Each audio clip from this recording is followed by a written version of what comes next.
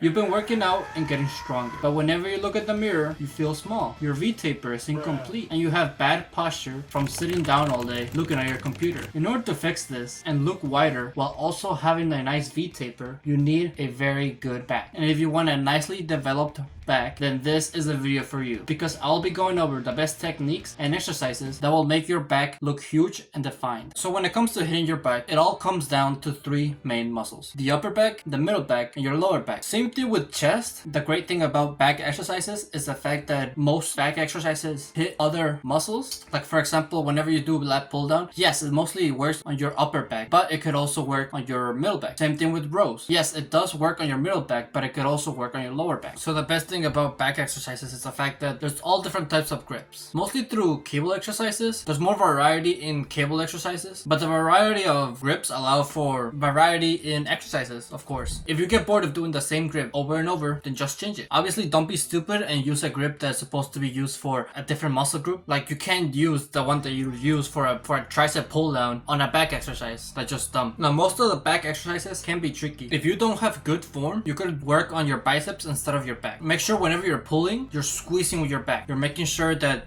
you're feeling something back here instead of, over here. It's the reason why people combine bicep and back, because it's much more easier to hit both of them in the same day. But I'd still much more prefer if you were to hit biceps directly. Same thing with triceps, because if you allow a specific day, if you just focus on one thing on one specific day, then you can improve the quality of that exercise. That's why whenever you do back, you make sure that you have good form. That way you only focus on the back itself. Now, before we get into the exercises, before we get into how to target each back muscle, I do want to mention one back muscle that I don't include in my back day, and that is your traps. I mostly include this in my push day when I do shoulders and chest. The reason for this is because since most trap exercises require shrugging when you pull your shoulders up, that's why I kind of my brain kind of I don't know why, but I guess my brain considers it a shoulder exercise. It just fits, okay? I just do it because it fits hitting shoulders and hitting traps at the same time. I don't know if it's just me, let me know. Okay, so let's get into the exercises. So first, we'll go from upper back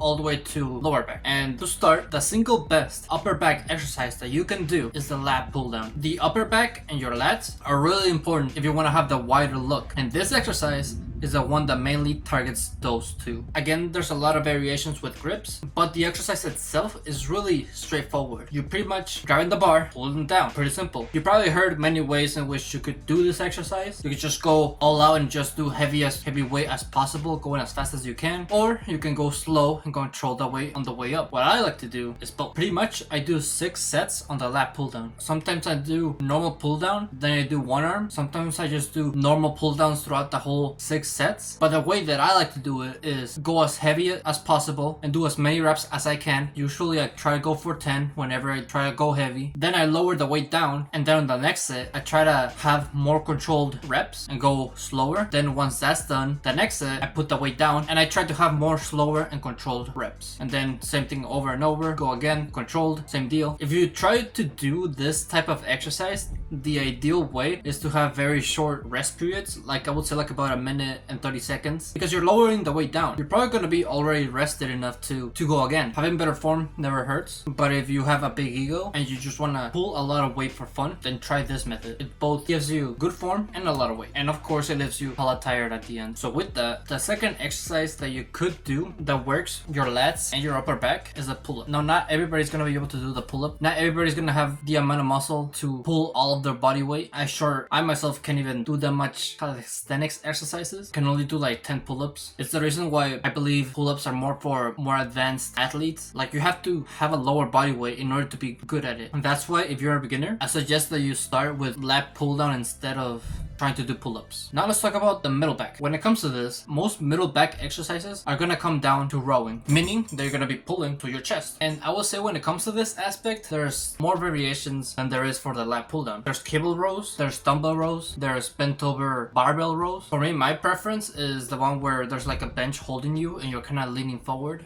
If there's a picture, I'm sure I'll pull it up on screen, but pretty much the only reason why I like it is because it allows for more controlled reps. Now, the most famous variation of the row is a cable cable row. And pretty much some of the rules that I applied to the lat pull down kind of do the same thing with cable rows, except the one thing: I do more weight. Try to do more faster reps. Of course, I'm gonna try to do controlled reps. That's always should be the goal. But I feel like when it comes to cable rows, you can do a lot more weight. Since you're in a position where you kind of have your legs to pull the weight, that allows you to have like a head start in pulling the weight. And with the head start, that saves a lot of energy. Therefore, if you save energy, that means that you're gonna be able to pull more weight. Just like the lat pull down, I recommend you do the cable rows first. It's straight up more simple and it allows for more controlled reps. I know I just said that like you can cheat on it a little bit, but still I feel like cheating on this one is not that big of a deal, and it also can give you like a head start if you're not really familiar on how to row correctly. So yeah, the two exercises so far that you must do are the lat pull down and the cable row. And the last exercise that you must do to work on your lower back is the deadlift. Now, something that you have to keep in mind is the fact that the deadlift mostly works on the lower part of your body. It's the reason why most people include it in their leg day. However, I prefer for you not to do this, because whenever you do leg day, I feel like you should focus more on other muscles. Like you can work the same muscles that you work on deadlift on leg day, and that's why I would prefer if you focus on the muscles that are not hit whenever you do deadlift, like the quads. That's why I include 2 quad exercises in my leg day, because I know those are muscles that are not hit whenever I do deadlift. Well, I mean, to be honest, deadlift is a compound movement, so yeah, of course it's gonna hit it, but not to the same level. Having it on a back day it doesn't really matter where you have it, to be honest. I just prefer to have it on my back day because like it kind of flows correctly. Like I work on my upper, then I do my middle, and then I do my lower back, and it just leaves my whole body feeling really tired. Now let's talk about what you should do when you deadlift. Again, all I'm gonna say is gonna be optional. You don't have to do this in order to have the most optimal deadlift, but this is just what I do. And whenever I deadlift, I do conventional. Nothing against sumo, it's just what I prefer. Sumo is gonna allow you to pull more weight, but if you do conventional, I feel like whenever you're pulling, it allows you to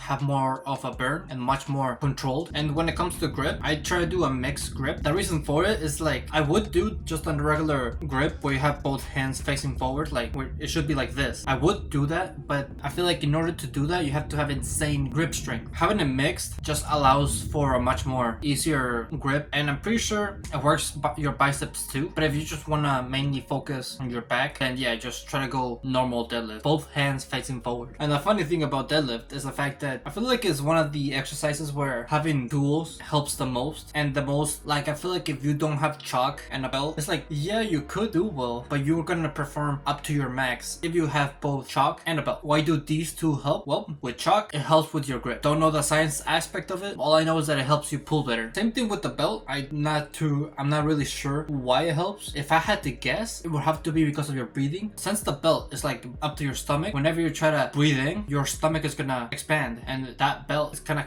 I guess, gonna kind of contain it.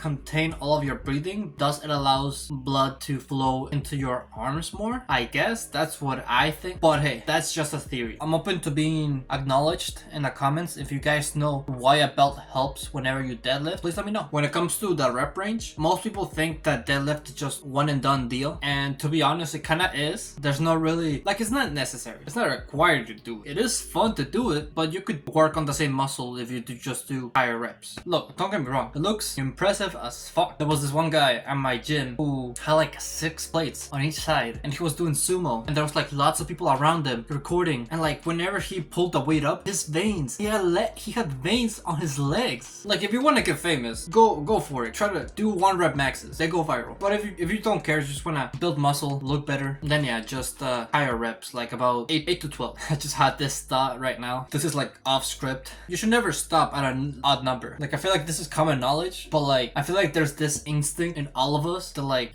motivates us and push us and makes us go even further if we stop at an odd number. Like for some reason, we as humans cannot do that. We cannot accept the fact that we ended on an odd number. I just think it's funny, I guess. And the funny thing about deadlift is the fact that it's not really necessary, because a lot of exercises in your leg day work on your lower back. Like squats and leg presses are 2 on the top of my head that like work on your lower back. I still believe you should hit it mainly, but it's just something to keep in mind. Not really important. Having a better lower back can actually help you on the long term. It could help if you're doing a lot of manual labor work. It could help for the long term, like whenever you grow old. There's a lot of reasons why old people complain about their lower back, and that is the fact that didn't work on them. Eventually, your body's gonna fail on you, and you gotta be prepared for that. You know, it's especially important to exercise now that you have the energy in order to be more healthier in the future. I don't know about about you, but I want to grow up to be 60 and still be able to run a marathon. I don't know. The idea of having goals and still working when you're in your late 60s just seems kind of fun to me. Anyway, that's unrelated to how to get a stronger back. But yeah, those are the 3 exercises that you need to do in order to develop a great back. Lat pull down, cable rows, and deadlift. I feel like these 3 exercises are great for beginners, except for deadlift. I feel like in order to do it well, somebody has to teach you how to do it. When I was first starting out, I definitely didn't know how to do it. It took me trial and error in order to do it properly. But eventually, I learned, continued forward, and I became great at it. So with that, thank you for watching this video. If you liked it, make sure to leave a like. Subscribe if you're new or if you like my channel. And yeah, always remember to live your life like there's no tomorrow.